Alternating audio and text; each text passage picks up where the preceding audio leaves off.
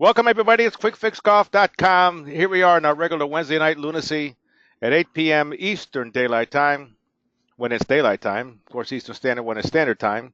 But all you got to do is go to QuickFixGolf.com, click on lessons, and then click on golf webinar, and it'll get the link. And you can join us.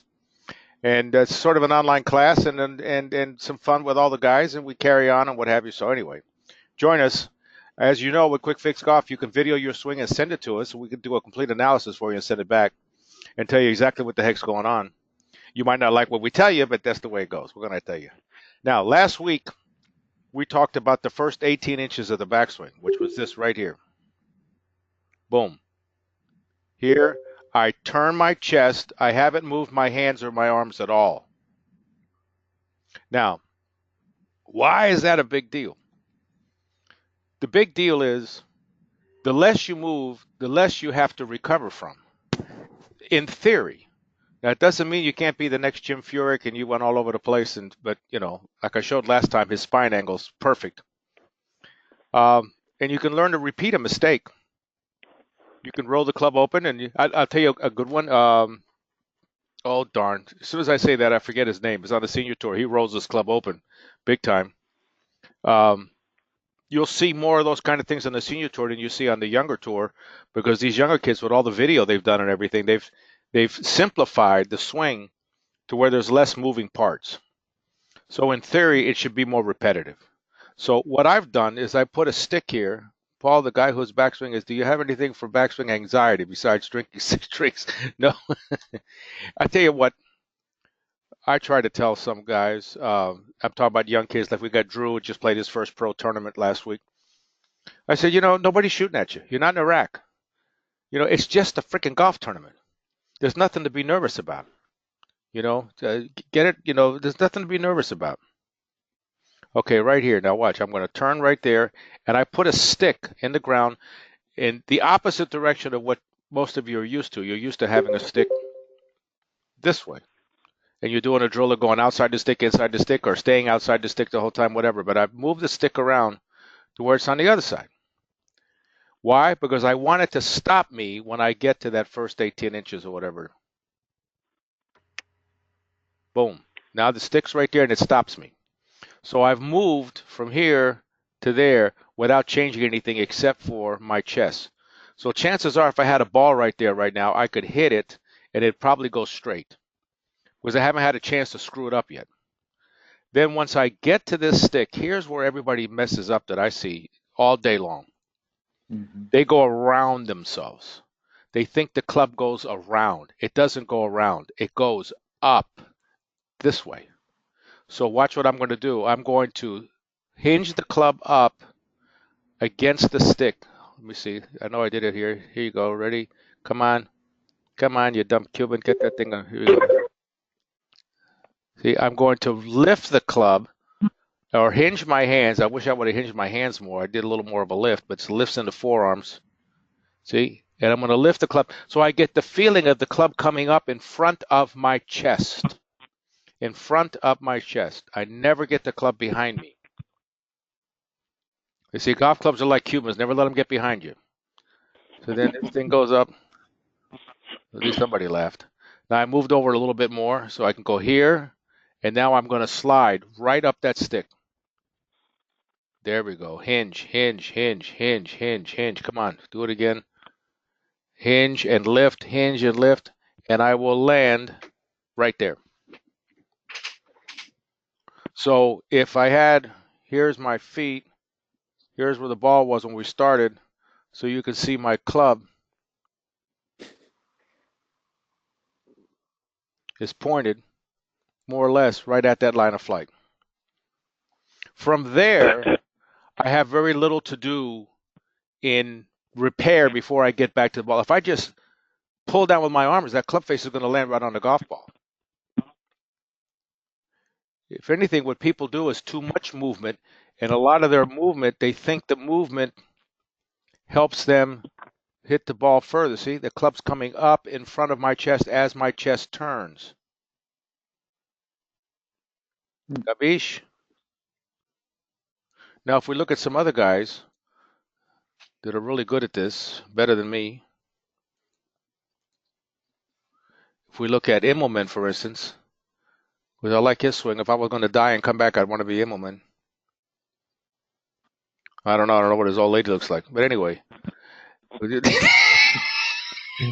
guys got no sense of humor. I'm telling you, this is a dead crowd here. Unbelievable. Watch what he's going to do. Watch what he's going to do. Watch what he's going to do. He's going. You see the club head? It's outside his hands. Now watch. Mm-hmm. See? See? Now he fixed it a little bit right here. It's a little bit steep. Look, he fixes it. Look at it. It's right parallel to that line. And it's going to go right down that line. Whoop, a little bit inside of it right there. Pow. You're just trying to put the golf club right back where you started. That's what you're trying to do. I mean, this should be so freaking easy. The ball's not moving or anything. It's like playing T-ball in baseball. But you see, he keeps the shaft. And if you look at McIlroy, he's better at it than he is. You look at McIlroy. See that? See that shaft? See the shaft when he takes it back? What you don't want to have is cross line where the club's pointed that way, because then you're toast. How you going to get to the golf ball? You're gonna. I mean, you can do it, but you got to come around this way, and you want the easiest path back to the ball. Now watch, you're going to see me screw some up here. Oh, I sort of messed that up as I pulled up out of the spine angle. See, no good. Stay level, you dumb Cuban. See, no good. No, I'm going to show you the one that's really bad. This is what I see every day. There's what I see. They go around themselves, so they get the club head behind the hands. That's what I see all the time.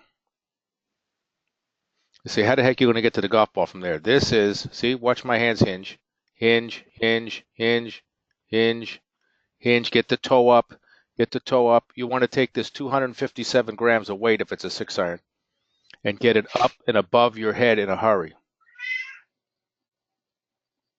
Up. Up. All right, who's got a question? Anybody? See, hinge, hinge, hinge, hinge. Same thing he does here. A little different, but not much. You don't see, but he gets that head above the hands. See, look, we've got the club pointed. So now it has no adjustments on the way down. No adjustments on the way down. The idea is to set the golf club in a place where you have the highest probability of hitting the center of gravity of the golf club. And this is a good place to be right here. Boom, he just turns. Whoom. So he can really turn quickly because he doesn't have to slow down, which is why I believe somebody like McIlroy is going to hit the ball further than Furyk, because Furyk has to wait for that thing to unravel. But you'll see again, he does a wonderful job, as you can, I mean, look at how he's still playing at his age. And you'll see that he goes fourth floor, but then he brings it right back down to parallel. How he pulls that off is beyond me, but he rings the bell, he pulls down and clears his hips, and away he goes. Any questions? Hey, Bobby, it's Keith. Hey, Keith. Yeah, I'm wondering there on Furyk's swing there. I noticed that his hands are real close to his thigh. They seem to bring the club straight up. He doesn't take it out in front of him at all, right? Well, that's one of my pet peeves on me. One of my problems, because everybody's got a problem. Everybody. You see this? I'm reaching out, and if it's probably because of my barriga, my fat stomach. But I'd rather have my arms there. I'd rather have them a little closer. Not as close as his, but when your arms are out too much, you're more apt to swing around yourself. So I'd rather have my arms in closer, and it just doesn't feel right to me, and I have to make a conscious effort to get my hands in closer. I feel like I'm crowding the plate when I'm set up right, when I'm set up properly. And that's Oh, another thing. gotcha. People have to understand sometimes that it's not going to feel right. They want it to feel right. Well, it might not feel right because I've gotten so used to having my arms extended to have my arm straight down like this. Like here, Tiger has it just right. Let me show you. Hey, yeah. Where are you? Here he is. See? I'd rather have my arms in closer like he has them right there. I get a little bit extended out this way. Now, there are some that would argue that's baloney. That, you can have. Well, look, here's Adam Scott, but that's an old picture. He was a youngster then. Here's Jordan Spieth. Well, see, his arms are hanging straight down.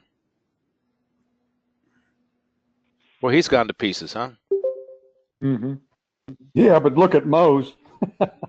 Yeah, exactly. His is way out, but um, look at that. Mm-hmm. So I'm not saying somebody can't be successful the other way. I'm just saying I know me, and I'm more prone to going around myself if my arms are extended a little too much. Because when I'm in closer, I'm more apt to get. See, I want to get this golf club. If this is here, then I want to get the golf club there. Hey, Bobby, do you advocate a little squat move to shell the club out? Yeah, the problem with all that. Let me show you here. I'll show you some old timers. Where's Watson here in his old time days? And he's gotten rid of all that, by the way. You can see the wrong Watson. I know I've got Tom Watson here somewhere, but I've also got what the heck's his name? We played with Nicklaus in Ohio. Tom Weiskopf? Weiskopf. Now, I'll tell you what, Weiskopf, there he is. See? And you'll see how back in the old days, and I'll tell you one thing, this guy could really hit a ball. Mm-hmm. Oh, yeah. See? He moves forward, see the knees? But then he slams the hands over real hard. Because that's what we had to do. Today, the modern player of today doesn't do that. They go, here's Landry, and they clear their hip to make more of a perfect circle. And I think that's part of the reason why they're more consistent. Because when you have to slam the hands over in a hurry, a lot can go wrong. Unless you have great hands, If you have great hands, the ball's not going to know you did it. But if you move laterally at all in this direction, you're going to have to do something to square up the golf club. So you're going to smack it with your hands. We can't see Weiskopf because it's got a flutter to it because it's a really old picture. Here he is. See? But he hit the ball, as far as I'm concerned, better than Nicklaus by far. It's just he was a nutcase. Well, I shouldn't say a nutcase, but like more of a head case than Nicklaus was. Nicklaus was more,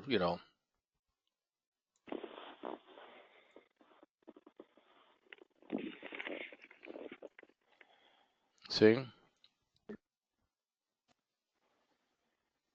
They make more of a lateral move.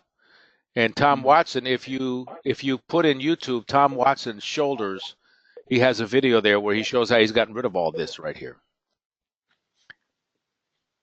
And it was just, a lot of it was just that was the thought of the day back then. Big leg drive, and we thought the legs had something to do with hitting the ball further. So like anything else, you get not Jordan Spieth. Who is it? Who was the guy that had won all the 7 medals in swimming? Mark Spitz. Mark Spitz. That's it, Mark Spitz. Today, you look at his numbers; he wouldn't even qualify. Because the kids will learn how to do it, probably faster and better conditioning and with less movement. See, he's got the reverse C routine. Mm-hmm. Plus, the golf clubs were different and the ball was different. That's why today you see a guy get out a 2-iron or 1-iron, try and hit it, and he can't hit it very high in the air. It's because the ball's not the same.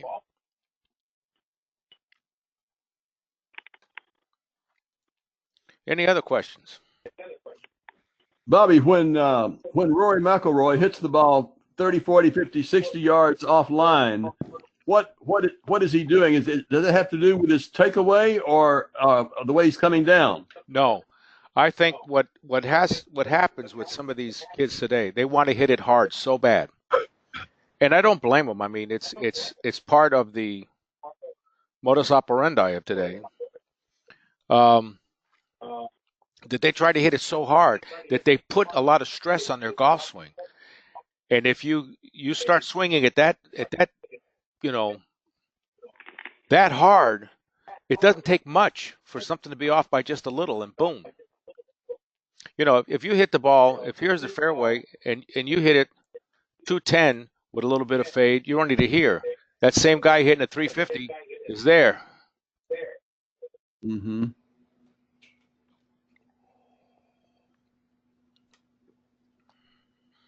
That's why you see a lot of old guys that are like 80 years old and they just keep hitting the ball right down the center. Somebody's got their microphone on.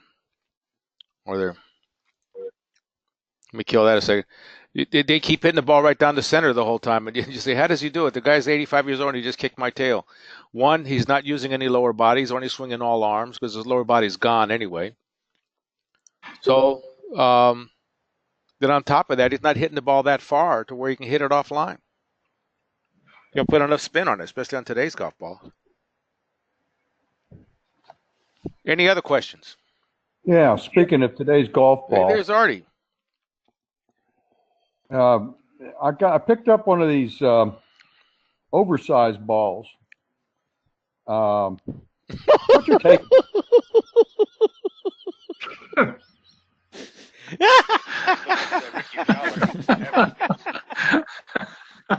All right, go ahead.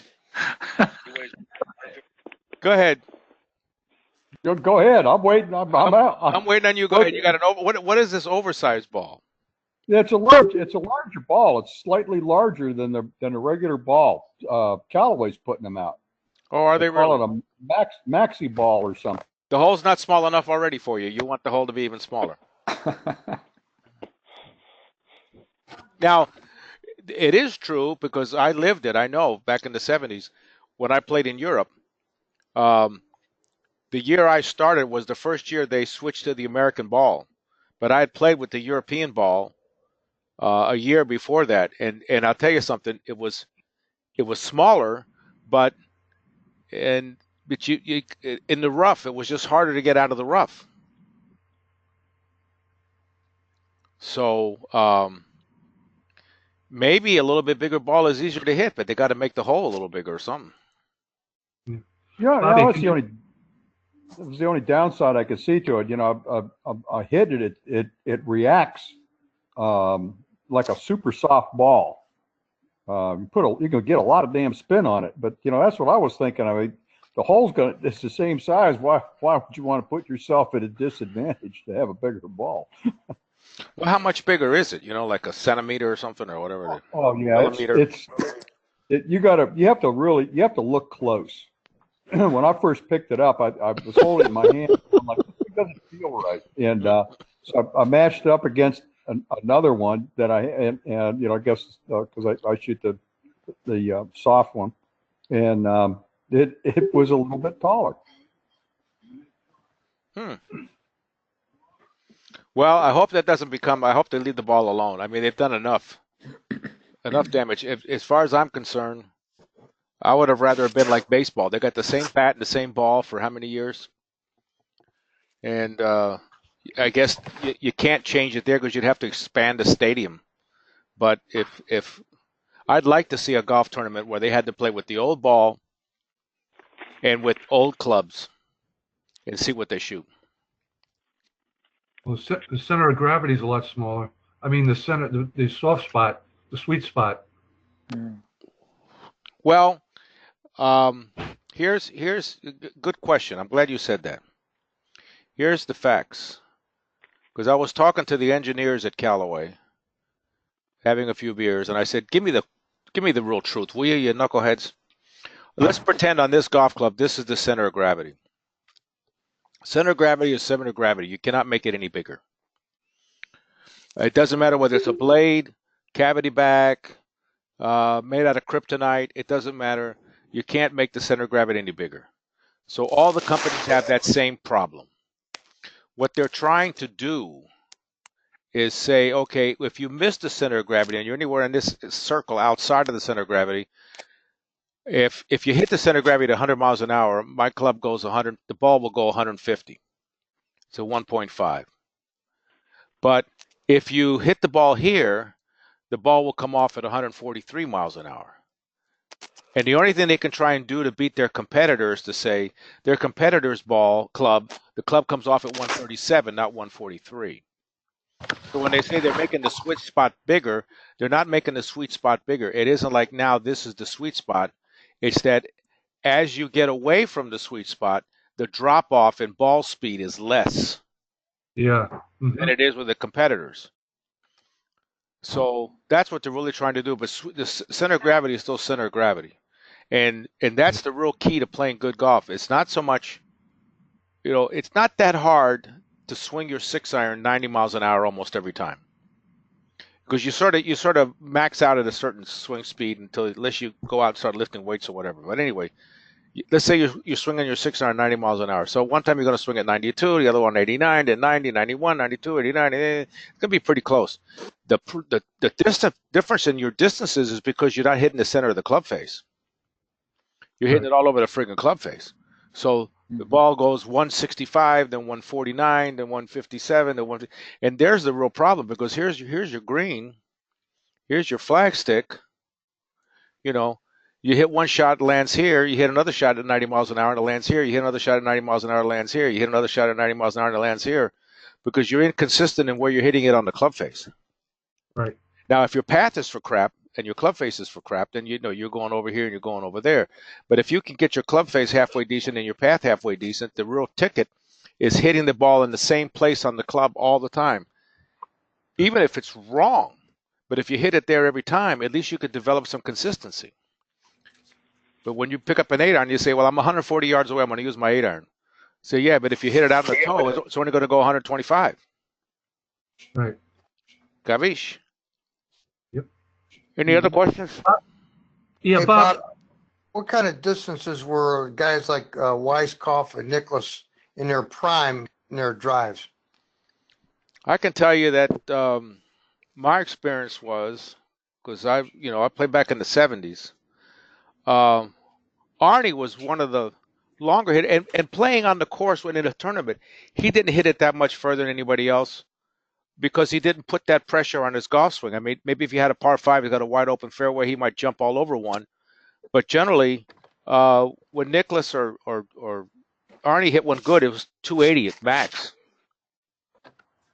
Most of the guys were hitting at 250, 240. I mean, you look right here. I'll show you the today's stats. Let me show you here. Let me see. Let's go to special reports. This is part of the members only section. How far do pros hit the ball? This is with the TrackMan, and you can see right now the driver average speed is 112 miles an hour. There are guys swinging at 127, etc., but average is 112. So they're holding the ball in the air 269 yards.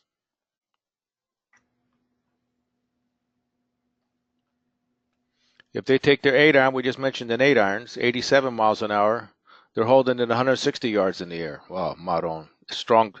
That's probably also the stronger lofts today. Was the 8-iron. They never were gap wedges when I was growing up. There was no such thing as a gap wedge. The gap was created when Pink started making the loft stronger. There was no utility wedge. You had the pitching wedge was 50 degrees, 51, 52 degrees. So the pitching wedge was the gap wedge. So they just moved everything up a club. So the 8-iron of today was the 9-iron of yesterday.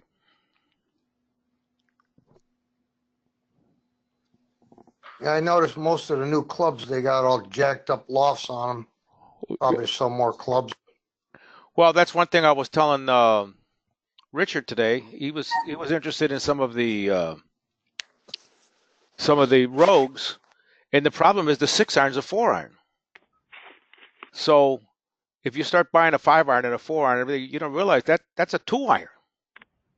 You're never going to get the frickin' thing up in the air. It's developed today to go to the hybrid, which Nicklaus said the first time he hit a hybrid, if I'd have had one of these, I'd have won 6 more Masters. So there's nothing wrong with that. If you just go 6 through gap with something like a Callaway Rogue, the pitching wedge is actually an 8-iron. So then your gap wedge is actually a 9-iron. I mean, your 6-iron is actually a 4-iron. And then you have a 4 and a 3 hybrid, because the hybrid could be the same loft as the 6-iron, but it's not going to react the same. The 6-iron is going to be shorter. So the hybrid is going to be a little longer and have a little lower center of gravity, so it's going to hit the ball higher. It's not, even though it has the same loft, it's not going to react the same. So that would be a good fit, a 3, 4, 6 on down. You don't really need a 5-iron.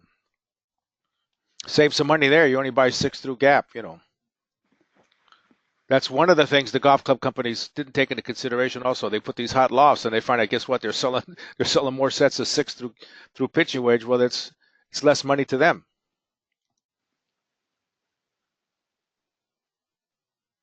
Boy, that draw a round of applause. They saved you some money. Hey, Bobby. Mm-hmm. What is the smash factor?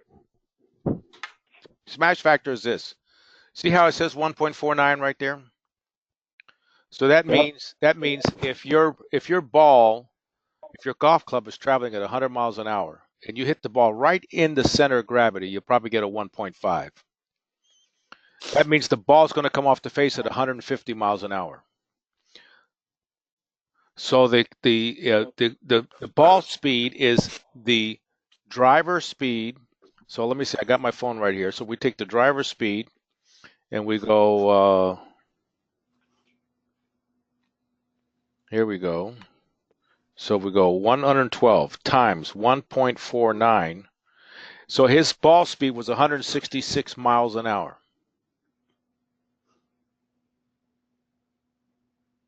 And here it is, right here. Look at it. I had it right in front of my face, you dumb Cuban. Look at that, 165. I did my calculator with 166.88. You got that thing. Now, another thing these kids are doing today, you see this angle of attack minus 1.3? They're going +4, +3. They're hitting up on the ball more and getting less spin rate. So you look at the spin rate over here, 2685. If they get that spin rate down to 2000 and hit it on the upswing, they can pick up extra yardage.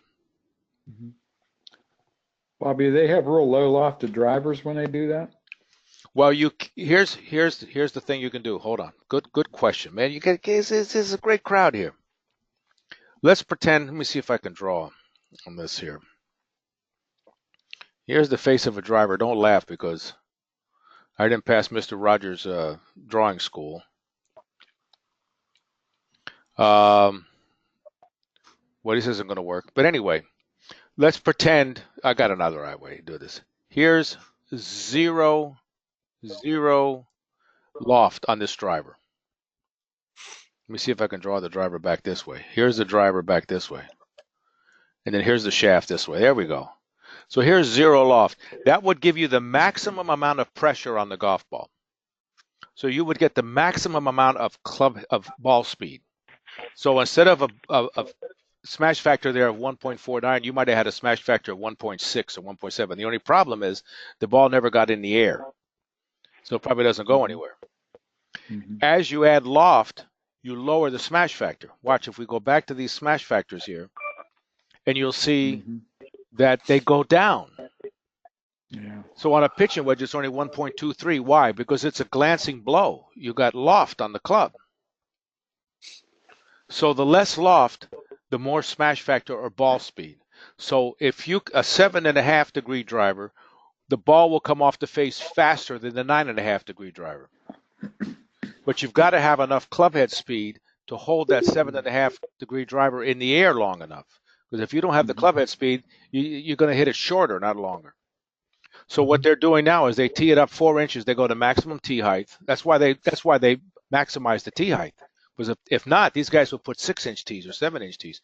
So you put a 4-inch tee there, and you put the ball up by your left toe, and you hit it on the upswing. And if you've got a 12-degree driver now, you might be able to lower that to a 10.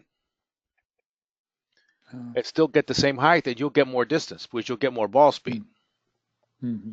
So that's what they're doing today. Now I'm doing the same thing. I'm putting the ball all the way up on my left toe, and I hit it on the upswing.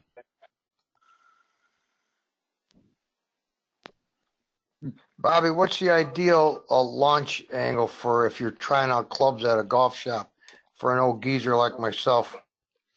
For you, the fact that you're breathing, it's already a plus. Well, if you look at launch angle, see this? 11.2. Now, what we don't know is what the lofts were of the drivers. So this is deceiving. And look how the 3-wood and the 5-wood, because it's going off the ground, looks how it lowered the launch angle, even though you have more loft. Mm-hmm. But we don't know what the 3-wood left was or the 5-wood left was. Here's a hybrid, 15 and 18 degrees. As you can see, these guys are hitting stronger hybrids. That 15 is the same as a 3-wood. Mm-hmm. They're getting 10.5 degrees. But I would bet you that if this is probably, this is 2009. I'll bet you if you took a new one right now, you'd find that the launch angle is higher today.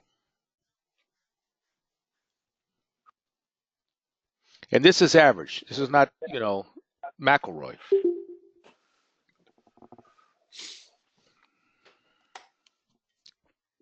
How high to tee? What is he? How high to tee hitting driver into a 30-mile-an-hour wind? Okay, there's another thing that's changed today. If you hit the ball low using the bottom part of the golf club, let me draw another. We've got to take the driver face and put it this way again. Here's the driver face. Here's the shaft. Here's the center of gravity. Everything from here down ain't worth a crap. So right here, from here down, this is worthless. And that's the problem when you try and hit a ball low into the wind. If you use this bottom part, you don't get the spring effect off the face, and on top of that, it puts more spin on the ball and ends up shooting it up in the air anyway. So today, with the way the ball is constructed and the way the clubs are made, they don't go ahead and try and knock it down to the wind. They hit it in the wind as hard. In fact, they can hit it high, but with no spin on it, they'll get more out of it because you'll get more roll. And you sort of want to, if this is perfect center, generally, most of the testing I've seen, you'll get more distance by being off the center of gravity just slightly to the right of it, out towards the toe. Why? Because the face has what they call gear effect. So anything that hits on this side, the ball goes the opposite spin, which is like this. So you get this little fade left to right. You hit out in the toe, you get this hook right to left. It's like a self-correcting device because the face is round. It's not flat.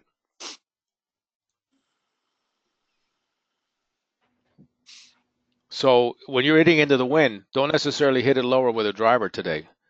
Hit it up near the top of the golf club and hit it high and let it go. That's just with the driver, Bobby, right? Just with the driver. Any other questions? Hey, Bobby, I played with a friend of mine today, and he got a new wedge, one of those Phil Mickelson wedges, got the bigger, higher toe on it. Mm-hmm. And he was really throwing it close to 64 degree. He just threw it right at the flag. What's the advantage of like a Phil Mickelson model versus a standard wedge? Well,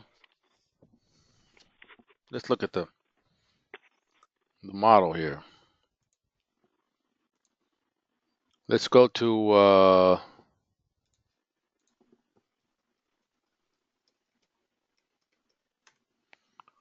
just because Phil Mickelson likes it doesn't mean that it's good for you. But let's look at clubs, look at wedges. Where's the Phil Mickelson model? Maybe it's not on here. I don't know. But view all. Yeah, that's the PM grind, isn't it? The PM grind? There it is. Probably. You stop with the box. There it is, a PM grind.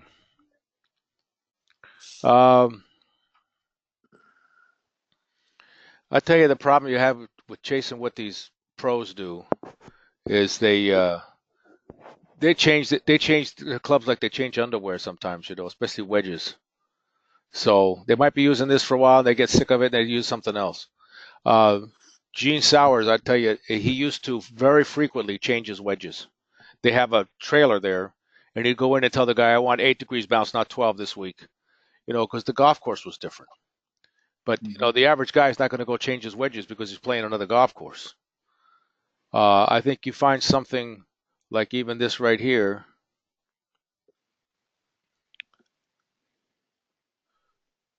They call this the S grind.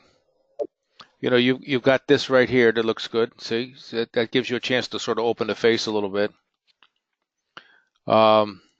Here's C grind. Let's see if they explain here the difference between C grind and S grind. Somebody just sent a question. Let me see. Does it say view specs? Doesn't tell you what the difference between West grind and. But tell you right here. Look at this. I like, for instance, I'm going to go with the least amount of bounce. That's me. I'm going to go with the least amount of bounce I can get my hands on. I don't want bounce on it. In fact, Callaway used to make a 0 bounce wedge. They stopped making it.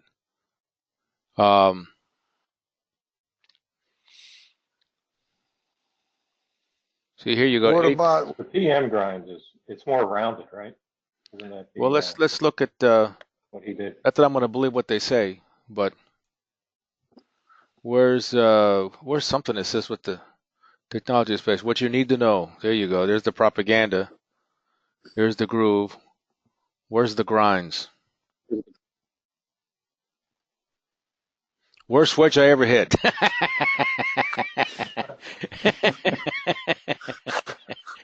there's a real positive feedback. Yeah, I'm sure he had a great swing.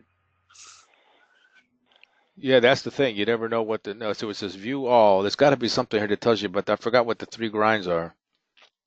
I guarantee you there's something on here. Oh, best matches. Let me see. Hold it. Maybe that. Price low to high. No. I'll be damned. You would think they would. There's got to be something here that explains the grinds. Is there any advantage to having a forged wedge versus a cast? Well, I use the forged wedge that has no chrome on it. Now, it could just be me that I'm full of crap, and I'm just used to that because I've played with that all my life. I don't want any chrome on it or anything. My wedges look like hell. They probably have them here, I'm sure. Maybe they still have them. I don't know if they still make them like that, but they call it with no chrome at all. The one you might want to be careful about dealing with are the ones that are black like this, because the problem is when you try to bend the lie angle, you get all these spider marks here in the neck, and it looks like hell. It doesn't mean that those spider marks aren't there on this wedge as well. If you try and bend the lie angle, you just don't see them. But with the black, you can really see them. So you can only bend those lie angles so many times. You can't keep doing it and doing it and doing it. But this is the PM grind. Well, this one's.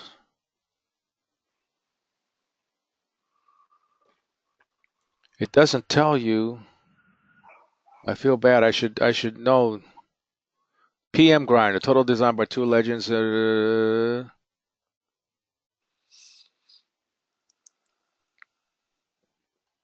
looks like the bottom is dished out so you could like lay it open. Yeah, but the problem is guys that are just are not that good a golfer. If you're in the 90s, you got to be careful with having too little bounce. Guys that are very proficient with their wedges can have less bounce, because if you have less bounce and you hit anywhere behind the ball, the club sticks. The disadvantage of additional bounce is that you get on hard ground and you can't get the leading edge of the club underneath the ball. Well, we played some courses in North Carolina that were really, really tight lies, and yeah, had a hard time wedges on those fairways. Sure, because you have too much bounce. You might have 14 degrees or something like that. Offset groove and groove technology. What the heck? Well, I'll tell you what. Hold on. Let's try something here. Wait a minute.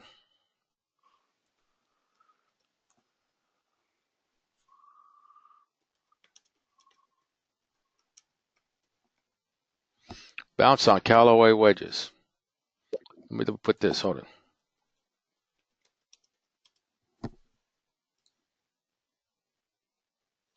The X grind. There you go. Here we go.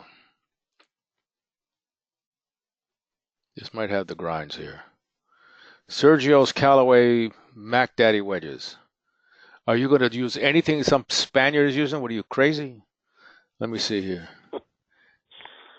David takes a look. Okay, we'll roll back to Callaway. Okay, go like this. First impressions. Okay, now hold it. Doesn't tell us. Look at that. They conned us. Wonder what kind of wedges he was using when he's beating the snot out of them sand traps. Well, that was there was the one. Remember the one in the Masters when he hit it on that 15th hole and it rolled back into the water. Mm-hmm. I was kind of talking about when he went nuclear at the that one golf tournament. Freaked out, huh? Yeah, well, that's freaked out. That's what happens when you've. The S grind has a medium width sole with a slight camber at the back and moderate heel relief to keep the leading edge low through impact. Okay, so S grind is probably going to be more like what I'm going to use. The W grind should offer the most forgiveness. They use this word forgiveness. I don't know what the hell. Whoever thought of that one is a champ because it's crap. Through its wider sole and extra bounce, you see. So a W grind, I would stay away from. The S grind sounds good. The C grind has less bounce, so suited to firmer course conditions. There you go. So the C grind is the one you're going to use. So I would probably pick a C grind.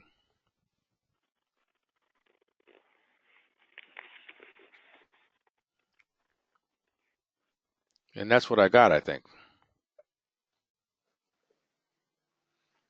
So there's the verdict on that. Any other questions? Hey, Bobby. Yes. I was talking to a young man about a year ago or so, and we were practicing chipping. Anyhow, he's on the Nike tour or whatever it is now, and he had a Titleist with the grind on the bottom of it. And I was asking him what the difference was on that, and he told me, he said he wouldn't play anything different. I said, well, how does that help you? And he said, well, if you have the club a little more upright, you only have a small amount of bounce on the front edge. If you lay it back, it catches the back bounce. Is there any fact to that?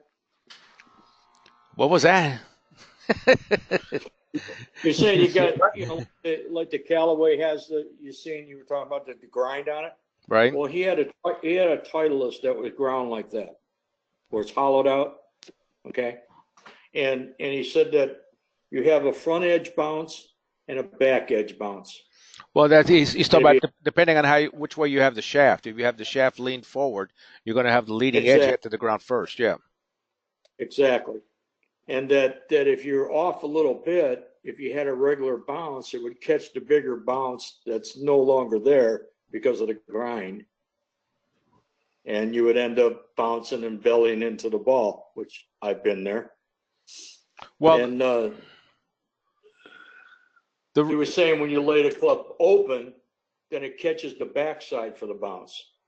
Well, it does. You want to make sure that's sort of, we have to find that picture again. That's why that grind is on the back, so that when you lay it open,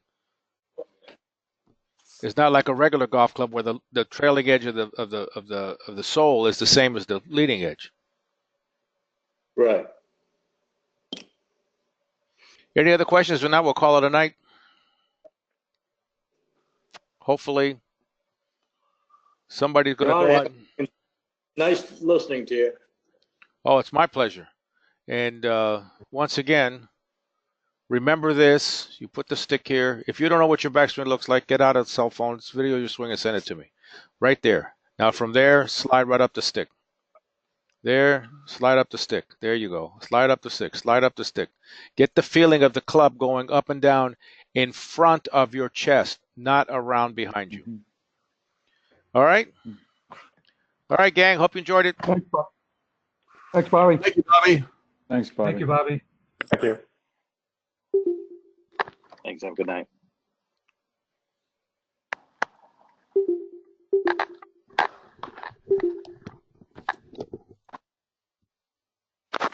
He's gonna call me now.